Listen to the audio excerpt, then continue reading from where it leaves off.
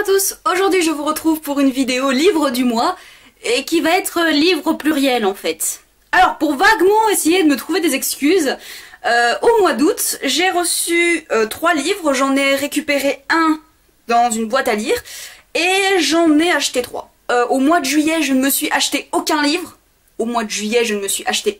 parce que je me suis fait un autre style de cadeau, hein. De base, je ne voulais pas m'acheter un livre au mois de juillet, et puis au mois de janvier non plus, je ne m'étais pas acheté de livre, donc en fait, je suis bien dans mes clous, hein.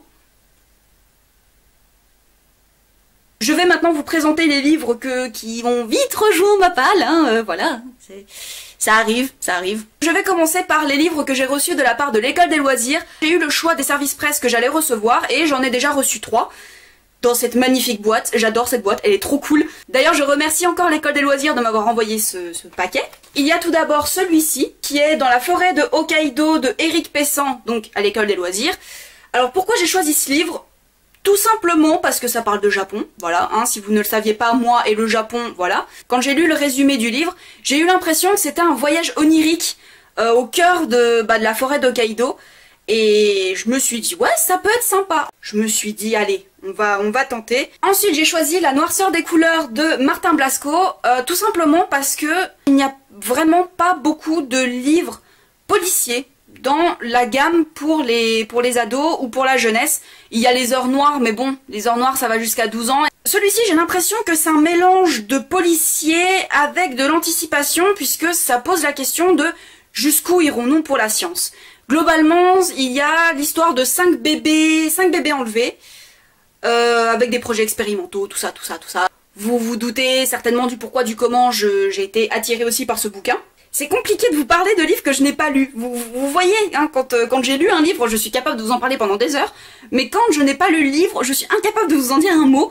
Et j'ai finalement craqué pour Jusqu'ici tout va bien de Gary D. Schmitz. Globalement, on va rencontrer un garçon qui vit dans l'état de New York, dans une petite ville de l'état de New York, et qui a des relations familiales pas très chouettes, dont la vie est rythmée par les petits boulots, et manifestement, il veut en découdre avec la vie, donc manifestement s'en sortir. Là aussi, j'ai tout de suite été attirée par comment la 4e de couverture a été rédigée, et je me doute que ça va être quelque chose de très positif. Mais en tout cas, j'ai vraiment très hâte de le découvrir. Ensuite, je vous parlais d'un livre récupéré dans une boîte à lire, donc il s'agit de L'Appel de la forêt de Jack London, donc dans une vieille collection de chez Gallimard, donc exactement la même que celle du Petit Prince. Je pense que c'est aussi un peu pour ça que j'ai craqué. Il me semble que c'est l'inverse de Cro-Blanc, c'est-à-dire que c'est un chien qui va être attiré par l'appel de la forêt, du coup, comme son nom l'indique.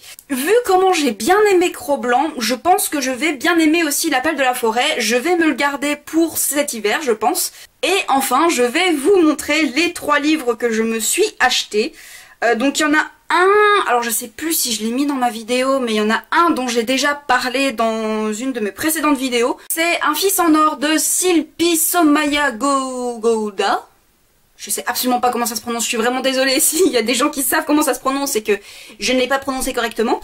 Dès que je l'ai vu dans la librairie où je travaille, j'ai eu tout de suite envie de l'acheter. C'est vraiment...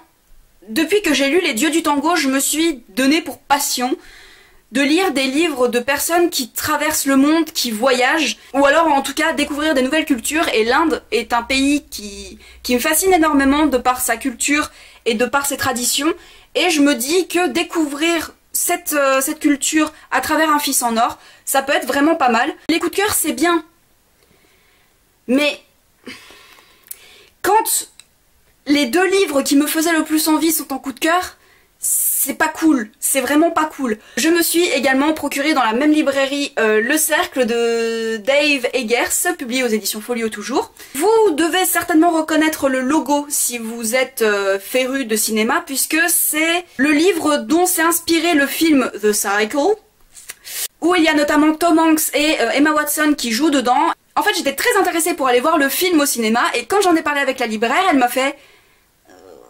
Non, sincèrement, lis le livre, c'est mieux, lis le livre. Celui-ci, c'est plus un roman d'anticipation qui va poser la question de l'hyperconnectivité, le fait que nous soyons tout le temps sur internet, le fait que nous soyons tout le temps connectés, le fait que chaque fait et geste pourrait être suivi par des millions de personnes et peut-être pas par des bonnes personnes. C'est le genre de livre qui me fait qui me fait de l'œil en général, hein, puisque anticipation et dystopie c'est un peu dans la même branche.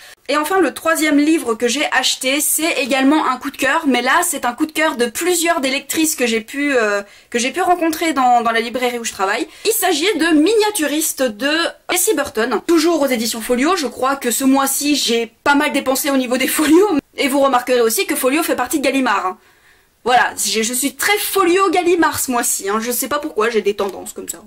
Nous allons suivre l'histoire d'un couple, d'une femme qui va à Amsterdam pour rejoindre son mari notamment, et qui est accueillie par la sœur de ce dernier avec une extrême froideur. Et son mari va lui offrir une maison de poupée qui est exactement la représentation de leur maison où ils vivent. Et grâce à un miniaturiste, elle va s'amuser à montrer des petits secrets de famille. Quand j'ai entendu les très bonnes critiques des lectrices qui l'ont lu, j'ai pas trop réfléchi, je me le suis procuré sans vraiment trop faire attention au fait que je m'étais déjà acheté 2 livres. Donc au final ce sont là aussi des livres dont j'avais vraiment très envie. Donc au final ça va, je le vis plutôt bien, même si ma résolution de n'acheter qu'un seul livre par mois, bah du coup...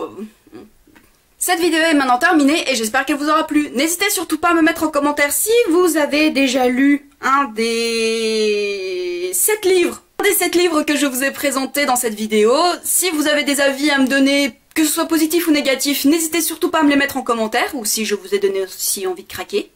Je vous souhaite une très bonne journée et de très belles aventures au pays des pages.